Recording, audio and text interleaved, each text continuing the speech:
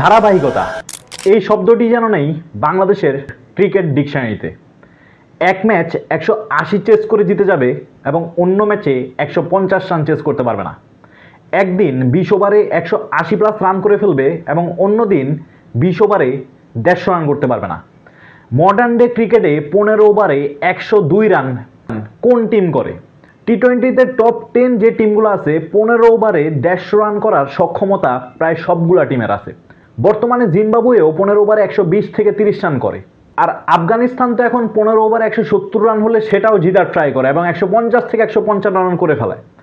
সেখানে বাংলাদেশ আজকে 15 ওভারে রান করলো 102। আমাদের ক্রিকেটাররা আসলে কনসিস্টেন্সি দেখানোর চেষ্টা করছে আজকে, কিন্তু ওই যে আসলে ধারাবাহিকতা সেটা আমাদের ব্যাটসম্যানদের মধ্যে নেই বললেই চলে। এই যেমন গত ম্যাচে দুর্দান্ত খেলা শামীম হোসেন পাটোয়ারি আজকে 8 বলে 3 রান, তানজিদ তামিম 10 বলে 6 রান, সাইফ হাসান 11 বলে 16 রান। বলার মতো রান করছে শুধুমাত্র দুইজন, লিটন দাস এবং তাহিদ হৃদয়। তাহিদ হৃদয় যে রানটা করছে সেটাও আবার নিউজিল্যান্ডের কিপারের ভুলের কারণে। মাত্র 3 থেকে 4 রানে যখন ছিলেন তাহিদ হৃদয় তখনই একটি নিশ্চিত রান আউটের শিকার হতে যাচ্ছিলেন, কিন্তু নিউজিল্যান্ডের কিপারের ভুলের কারণে সেখানে তিনি আর আউট হন না। তাছাড়া বাকি ব্যাটসম্যানরা জঘন্য ব্যাটিং করছেন।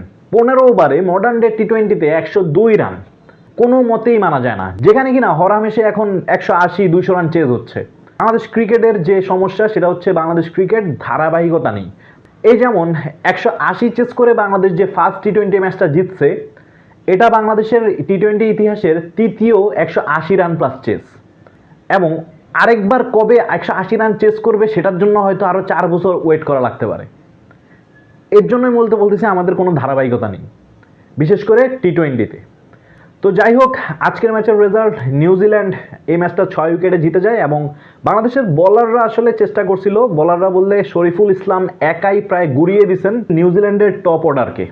33 রানে নিউজিল্যান্ড হারিয়ে ফেলেছিল 4-4টি উইকেট, যেখানে দুর্দান্ত বোলিং করেন শরীফুল ইসলাম, মাত্র 19 রানে 3টে উইকেট নেন 3 ওভারে, এবং তার পাশাপাশি আরেকটি উইকেট পান শেখ মেহেদি, 3 ওভারে 20 রান দেন।